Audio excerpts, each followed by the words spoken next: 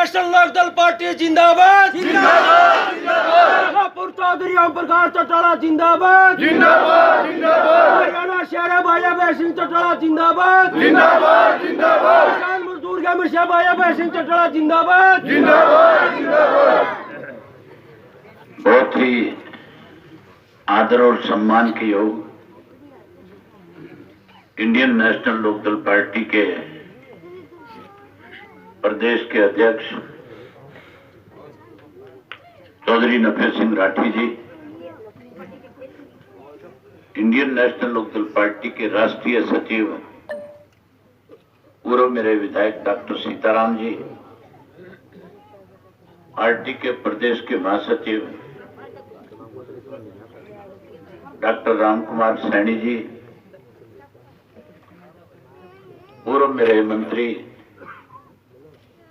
श्री राजकुमार वाल्मीकि जी, जिला के अध्यक्ष भाई सुरेंद्र चिकारा जी, आपका अपना पार्टी का प्रत्याशी, आपके सुख दुख में हमेशा आपके साथ खड़े रहने वाले भाई जोगिंदर मलिक जी, मंच पे मेरे साथ बैठे हुए इंडियन नेशनल लोकदल पार्टी के हल्का, जिला और प्रदेश स्तर के सभी नेतागण, बहुत ही सम्मान के योग गांव ईसापुर खेड़ी के मेरे आदरणीय बुजुर्गों, नौजवान साथियों, सम्मान के योग्य माताओं, बहनों, इस भारतवर्ष के उज्जवल भविष्य प्यारे बच्चों, पत्रकार छायाकार दोस्तों, मुझे एक कागज के ऊपर गांव के कुछ साथियों के नाम लिख करके दिए।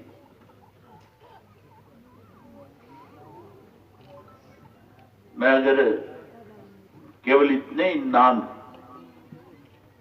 आपके बीच में बोलूंगा तो फिर ये जो सारा गांव बैठा है, इस सारे गांव ने आज अपने बेटे को, अपने पोते को, अपने भाई को जो एक आशीर्वाद दिया है, तो फिर मैं ये महसूस करूंगा कि कहीं मेरी चूक की वजह से इस आशीर्वाद में कोई कमी ना रह जाए। इसलिए मेरे लिए सारा गांव ही आदरणीय है। साथियों,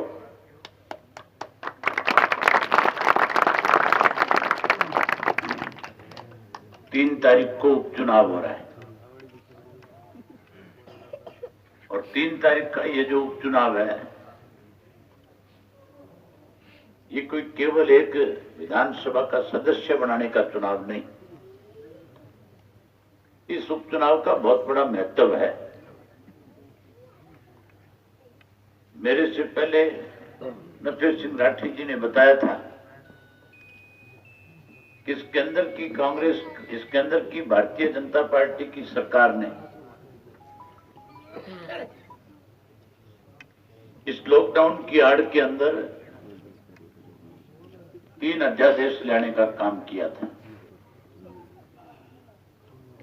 लोग तो डर के मारे घरों में बैठे हुए थे।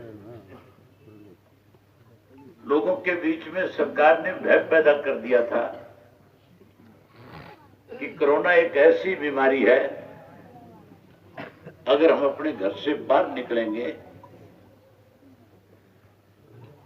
कहीं उस बीमारी की चपेट में आकर के न केवल हम अपना अकेले का नुकसान करें बल्कि परिवार का नुकसान ना कर बैठे। सरकार की तरफ से बारी बारी ये बात कही जा रही थी कि हर व्यक्ति अपने घर में रहे, गर्म पानी पिए, ठंडा बना करके पिए, सोशल डिस्टेंस बना करके रखे। हम तो ये उम्मीद करते थे सरकार से कि खेत में काम करने वाला जो किसान, जो इस देश का अन्नदाता है, सरकार जहां इंडस्ट्री के लोगों की मदद करेगी, वहीं इस अन्नदाता को अब की बार बोनस के रूप में ज्यादा पैसा देकर के उसकी मदद करने का काम करेगी।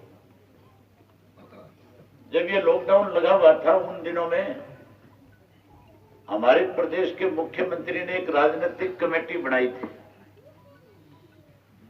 उस कमेटी का सदस्य चौधरी भूपेंद्र सिंह हुड्डा भी थे। उस कमेटी के अंदर 5-6 मंत्री भी थे, 3 केंद्र के मंत्री भी शामिल थे। उस कमेटी का मैं भी मेंबर था।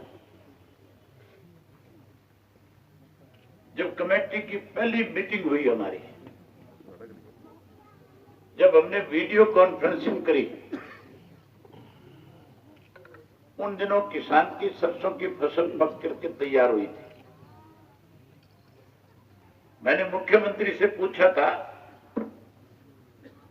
कि किसान की सरसों की फसल पक गई,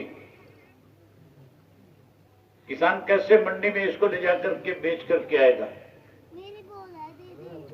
इस लॉकडाउन में सरकार की तरफ से उस किसान की फसल को कैसे सरकार खरीदेगी, आपने उसके लिए क्या इंतजाम किए। मुख्यमंत्री ने हमें आश्वासन दिया था कि हम किसान का एक एक दाना फसल का खरीदेंगे, समय ज्यादा लग सकता है, लेकिन किसान को उसकी फसल की बेचने में कोई कठिनाई नहीं आने देगी। पहले तो सरसों में किसान को लूटने का काम किया, और फिर जब थोड़े दिन बाद गेहूं की फसल पक करके तैयार हो गई, हमने जब गेहूं के बारे में फिर सरकार से बात करी तो मुख्यमंत्री ने कहा 200 रुपए आपको अब की बार किसान को बोनस के रूप में गेहूं में ज्यादा देंगे। 200 ज्यादा देने की बजाय किसान की पेमेंट 1.5 महीने तक रोक करके 800 रुपए ब्याज के रूप में खा गए।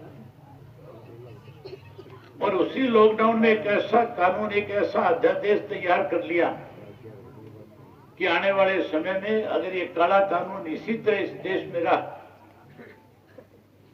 तो फिर किसान को अपनी जमीन बेचने को मजबूर होना पड़ेगा। ये जो कानून लेकर के आए, इस कानून से किसान को जमीन से बेदखल करना चाहते हैं। बड़ी बड़ी कंपनियों को किसान की जमीन का मालिक बनाना चाहते हैं और किसान को उस जमीन के ऊपर लेबर के रूप में मजदूर बनाना चाहते हैं। साथियों, इस देश के अंदर एक ऐसा समय आया था, देश की आजादी के बाद लाल बहादुर शास्त्री जब इस देश का प्रधानमंत्री बना,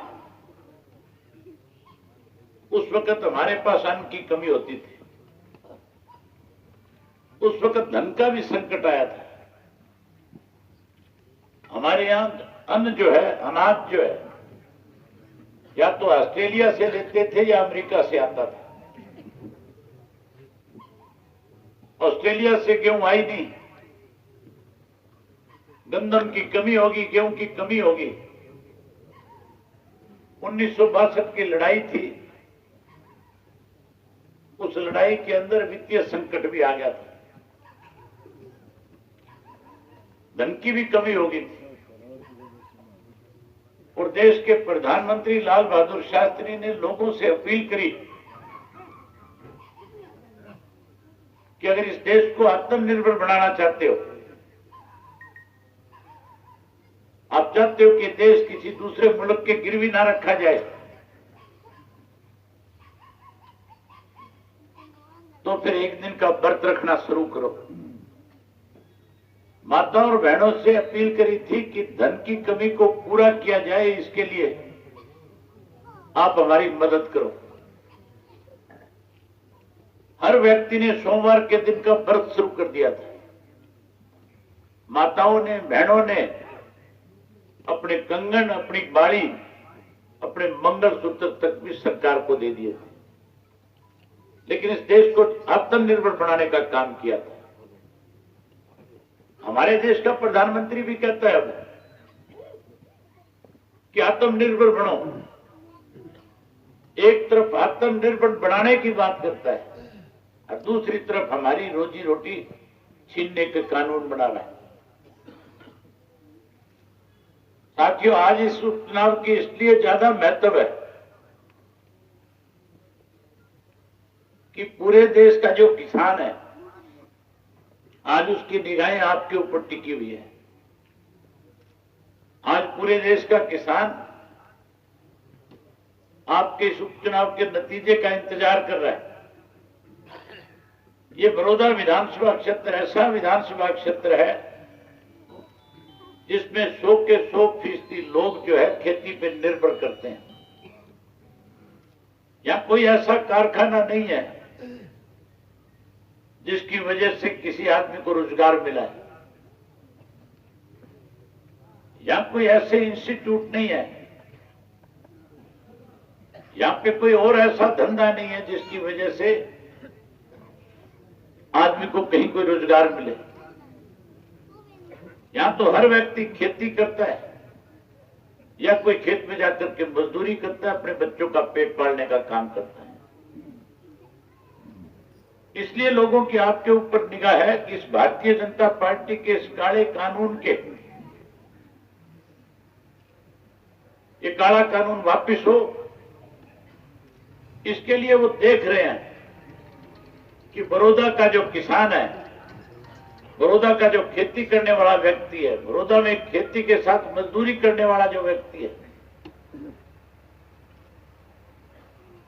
वो अपना वोट इस भारतीय जनता पार्टी के खिलाफ डाल करके देश को एक संदेश देने का काम करे कि हम इस काले कानून को, सरकार को मजबूर करें कि काला कानून वापस हो। इसलिए चुनाव का महत्व है। मैं उम्मीद करूंगा, और आपने तो पहले से यह फैसला कर रखा है, आपने तो पहले से मन बना रखा है कि अपने गांव का एक एक वोट ऐनक के निशान पे लगा करके इस भारतीय जनता पार्टी और कांग्रेस पार्टी को सबक सिखाना है। मैं तो पहुंचानी है जी। मैं जोगिंदर जब अपनी बात कह रहे थे, मैं देख रहा था बारी बारी से आपके बीच में एक बात कह रहे थे कि आपने मेरे ऊपर एक ऐसा कर्ज चढ़ा रखा है जिस कर्ज को मैं उतार नहीं सकता। मुझे बड़ा अटपटा लग रहा था, बड़ी हैरानी हो रही थी कि कोई भी व्यक्ति अपने औलाद पे कभी कर्ज थोड़ा चढ़ाता है। अपना परिवार किसी के ऊपर कर्ज नहीं, आसान नहीं, अपनी एक जिम्मेवारी समझ करके उसकी मदद करता है। आज पूरा गांव जो है वोट के रूप में कर्ज नहीं, कोई एहसान नहीं, बल्कि अपनी जिम्मेवारी समझ करके जहां पूरा गांव आपको ऐनक के निशान पे लगा करके वोट देगा, वहीं दूसरे गांव में भी जाकर के लोगों से निवेदन करेगा कि अब की बार हमें आप अपना वोट देख करके हमारे ऊपर एहसान करने का काम करो। जाओगे वोट मांगने? थोड़ी अभी भी आवाज में दबी दबी जुबान से बोल रहे। मन बहुत था कि आपके साथ बहुत सारी बात करूं, लेकिन मजबूरी है, अभी 4 प्रोग्राम हो रहे मेरे, इसलिए आपसे इजाजत लूंगा। एक बार सारा गांव जो है दोनों हाथ खड़े करके कहो कि हम एक एक वोट देंगे, एक एक वोट मांगने जाएंगे। बहुत मेहरबानी, बहुत धन्यवाद।